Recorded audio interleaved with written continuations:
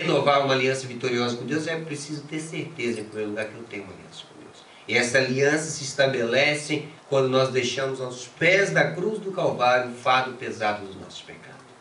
Seremos santos de agora em diante? Perfeitos, imaculados, sem erro, sem culpa, sem falta alguma? Infelizmente não. Mas esta será sempre a nossa meta: ser semelhante ao nosso Salvador Jesus. Dia após dia, deixar que a sua palavra cause boa impressão, transforme, revolucione o nosso viver e nos colocando dia após dia hábeis, capacitados, habilitados a realmente agradar a Deus. Fazer um pouquinho aquilo que é a sua vontade. E hoje, para a nossa primeira consideração, eu gostaria de dizer que a obediência é apreciada pelo Senhor. Ah, queridos, vir à igreja, ou ir à missa, ou fazer qualquer ato ou prática religiosa que o homem, que a mulher, que o ser humano adulto queira, não passa de coisas que podem significar apenas uma atividade espiritual, mas não uma relação pessoal com Deus. Ah, eu fui à igreja este domingo, eu cantei alguns louvores, eu ouvi a palavra e eu fiz uma boa coisa perante Deus. Eu conquistei alguns pontos com Deus. Se de fato alguém pensa assim, que pena. Porque ir à igreja, cantar louvores, ouvir a palavra ou pregar a palavra, se não for numa demonstração íntima e profunda de adoração a Deus e vontade de conhecer a sua vontade e praticá-la em nossa vida, isso não vale nada. Obediência é superior, porque a obediência, entre outras coisas, ela tem o apreço do nosso Deus. Deus gosta da obediência. E eu gostaria de ler com vocês alguns textos para a gente poder apreciar de fato o lugar mais comum e o lugar mais conhecido na palavra de Deus, para onde podemos recorrer para embasar ou para realmente colocar a palavra de Deus como base dessa afirmação. A obediência é apreciada pelo Senhor. Se encontra em 1 Samuel, no capítulo 15 e no verso 22, queremos ler.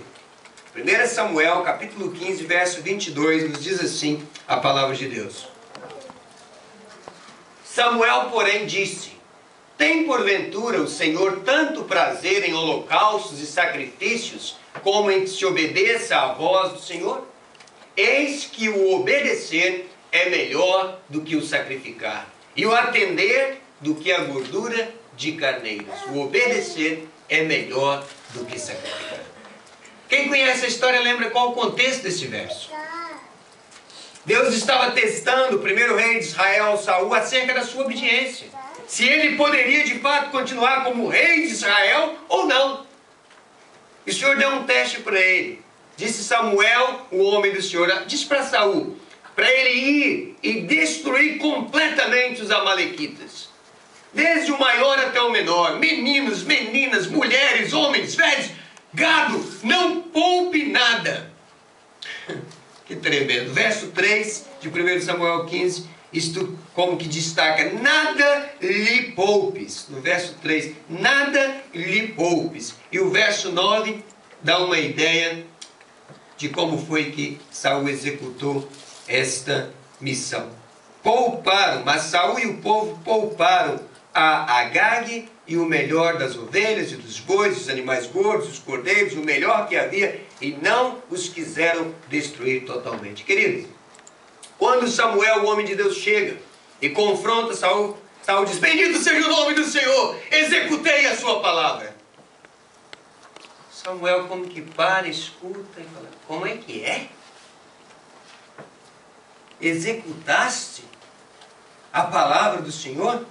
Verso 14, mas disse Samuel: então, que balido de ovelhas é este nos meus ouvidos? Que mugido de bois é este que ouço? E Saul começa a dar desculpas, que os soldados, que o povo haviam implorado, insistido com ele para que ele salvasse o melhor.